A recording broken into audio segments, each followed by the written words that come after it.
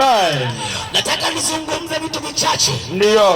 Nini kinatokea pale mtu anapompokea Yesu? Ndio. Nini kinatokea pale mtu anapompokea Yesu? Ndio. Jambo la kwanza ambalo Mungu anafanya kwa mtu ambaye anampokea Yesu, kitu cha kwanza anamsafisha dhambi. Yamkini ulikuwa ni muuaji, yamkini wewe ni mzinzi, yamkini ni mwasherati, lakini unapochukua maamuzi ya kumpokea Yesu anakusafisha dhambi zako. Biblia imesema ya kwamba kwenye Wakorintho wa pili ile sura ya 5 mstari wa 17, na hata imekuwa mtu akiwa ndani ya Kristo amekuwa kiumbe kipya, kale amepita, tazama amekuwa mapya. Nataka nikutangazie, yamkini wewe ni muuaji, yamkini wewe ni muongo, yamkini wewe ni mlevi. Sikia nikwambie, unapompokea Yesu, Biblia inasema ya kwamba anakusafisha, unakuwa kiumbe kipya, ya kale yanapita, tazama yanakuwa mapya. Amen. Ni faida iliyoje, ni raha iliyoje ya kumpokea Yesu. Jambo la pili ambalo linatokea unapookoka, unabadilishwa jina. Yamkini wewe ni mlevi, umezoea kunywa pombe, umezoea kufanya uovu, mpaka mtaani jina umebadilishwa, wanakuita mlevi. Yule mkaka mzizi kapita, yule mkaka cha pombe kapita.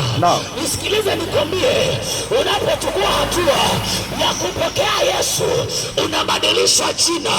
Biblia inasema ya kwamba bali wote waliopokea aliwapa uwezo wa kufanyika wana wa Mungu, na ndio wale waliaminio jina lake, waliozaliwa si kwa mapenzi ya mtu, kwa mapenzi ya Mungu. Amen. Unapokoka unabadilishwa jina. Kuna watu ambao tulikuwa na majina ya ajabu kabla ya kuokoka, lakini leo Mungu anatubadilisha, aitwa watumishi wa Bwana. Lakini leo Mungu amefinyanga mioyo yetu. Nisikie nikwambie, kijana mwenzangu, yamkini jina lako umebadilishwa.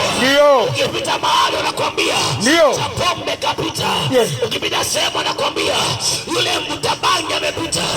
Sikiliza nikwambie, unapompokea Yesu unabadilishwa jina. Unapompokea Yesu unaitwa mtoto wa Mungu, unaitwa mwana wa Mungu, unaitwa mtumishi wa Mungu. Fahari iliyoje kubadilishwa jina. Ewe mtu mzuri wa mtaa huu, Yesu ni Bwana. Jioni ya leo Yesu akubadilisha jina. Hebu amua jioni ya leo Yesu akufinyange. Unapompokea unabadilishwa jina.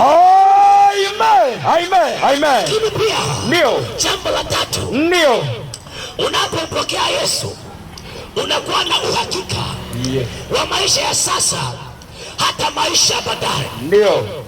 Ni matumaini yangu kila mmoja anafahamu kwamba kuna maisha mengine baada ya haya. Kuna maisha mengine baada ya haya. Kuna maisha mengine kule mbinguni.